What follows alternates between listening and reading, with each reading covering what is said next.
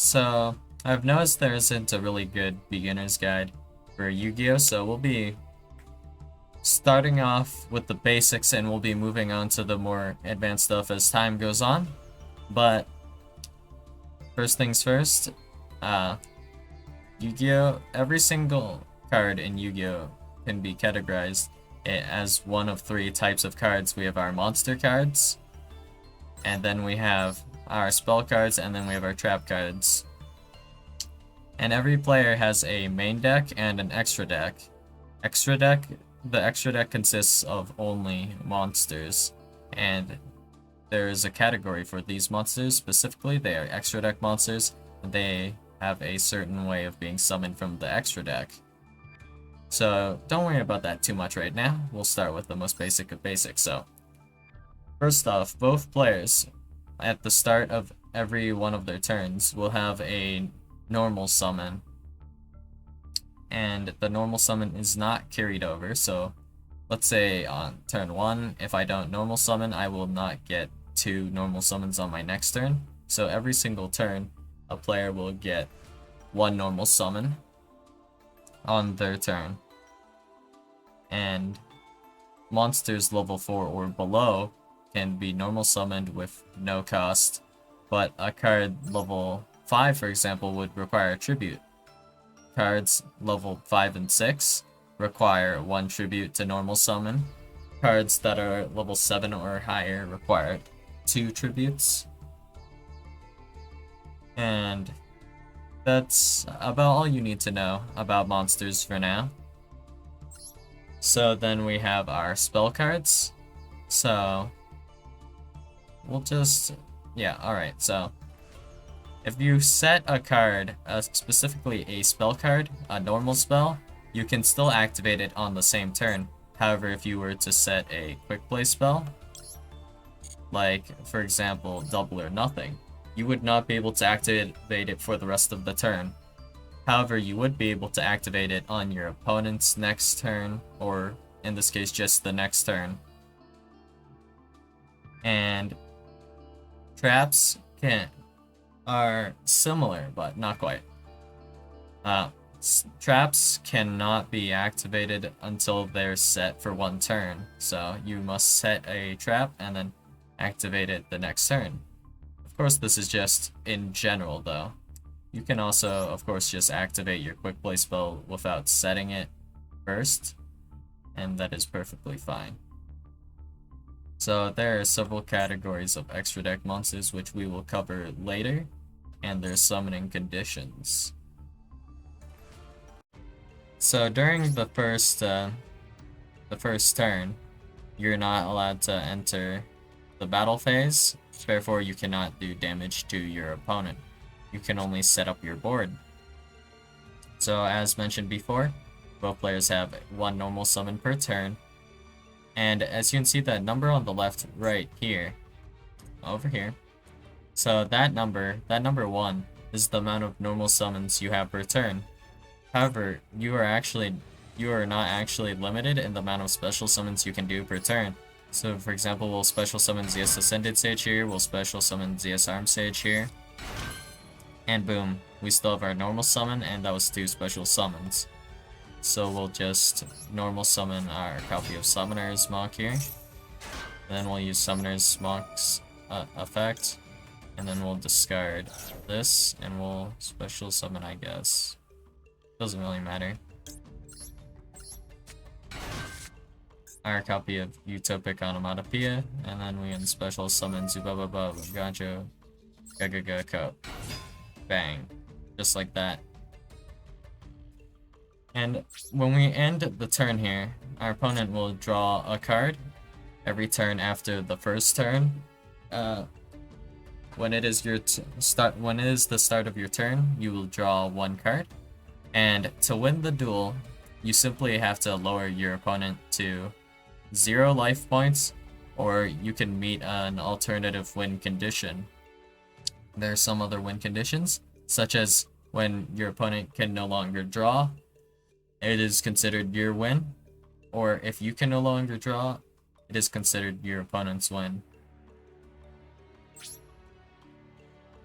There are basically 3 ways to win, I suppose then. Deck out, 0 life points, and alternative win condition, such as Exodia, which we will touch on more later. So, our opponent will probably normal summon a monster here, yeah. They'll activate a spell card, and they'll destroy my Zubobabancho Gagagako. And then they attack our Arm Sage. So, even though they have greater attack points than our Arm Sage's defense points, our Arm Sage could have 0 defense points and we would still take no damage from the battle. Unless a monster has an effect of defense piercing, or defense piercing is given to it somehow, you will always take 0 damage from a battle involving a defense position monster, and that applies to your opponent as well, of course. So if you have a same attack monster, however, do battle, so in this case we have Utopic Onomatopoeia having the same attack points as Kumori Dragon, what will happen is that both monsters, in this case, will be destroyed.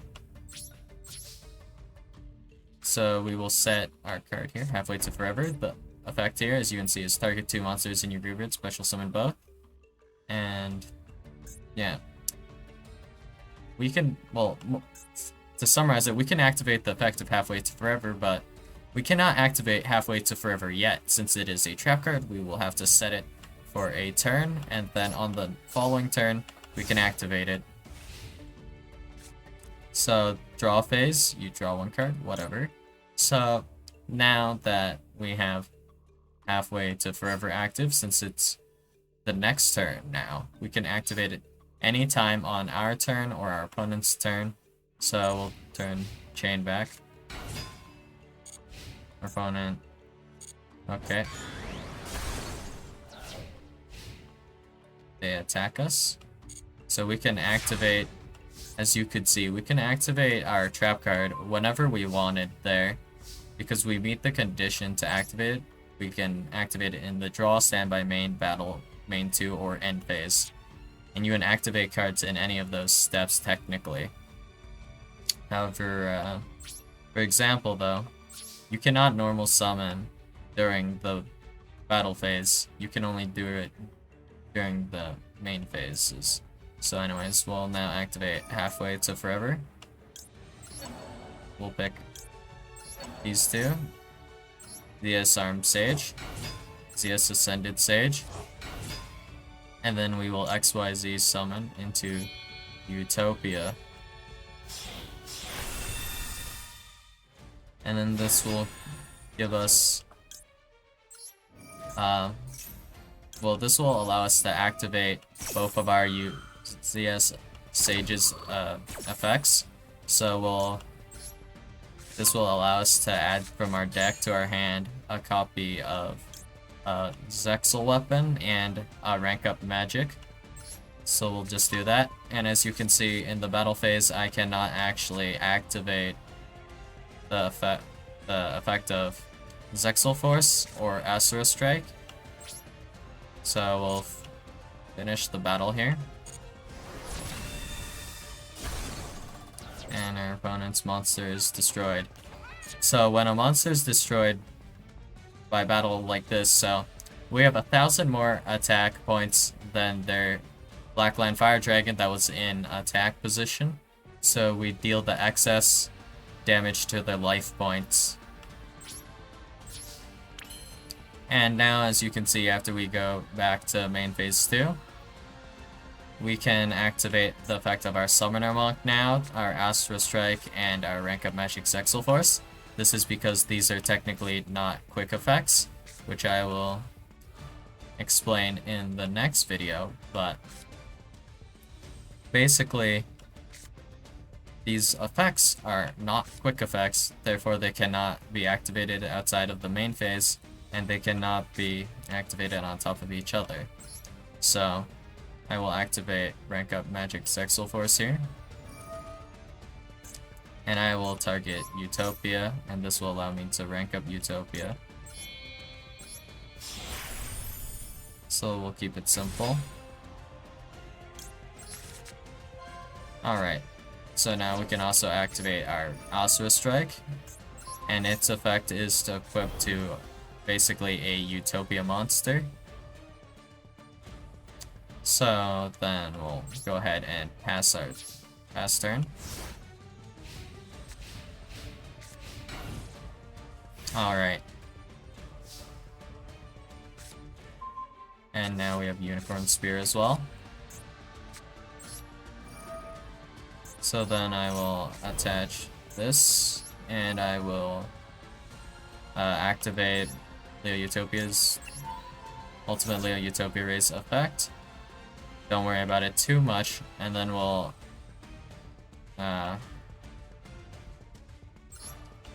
attach Dragonic Hellbird, and we'll normal summon our copy of Go Go Go Giant.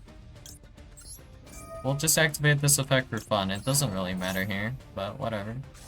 Alright.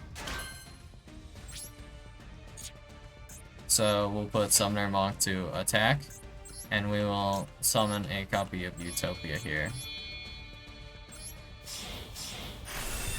Alright. So, if we attack with our copy of Summoner Monk here, first off, if you attack a monster in defense position, and you have the same attack and defense, as their defense, then unlike before with the same attack example, neither monster is destroyed by that battle. And also, normally, if your opponent has higher defense points than you have attack points, then you take the difference as damage, but you do not lose your monster. It is not destroyed by that battle. So we will now just attack over this card here. And as you can see, they take no battle damage as mentioned before. So now we will just attack with our Ultimate Leo Utopia Ray for 8,400, lowering our opponents to 0 and winning the duel. So I hope this wasn't too complicated, and this is basically the most basic, I think. Well, these are the most basic parts of Yu-Gi-Oh! So, in the next video, I'll be covering how chains work and how negates work. So, until then.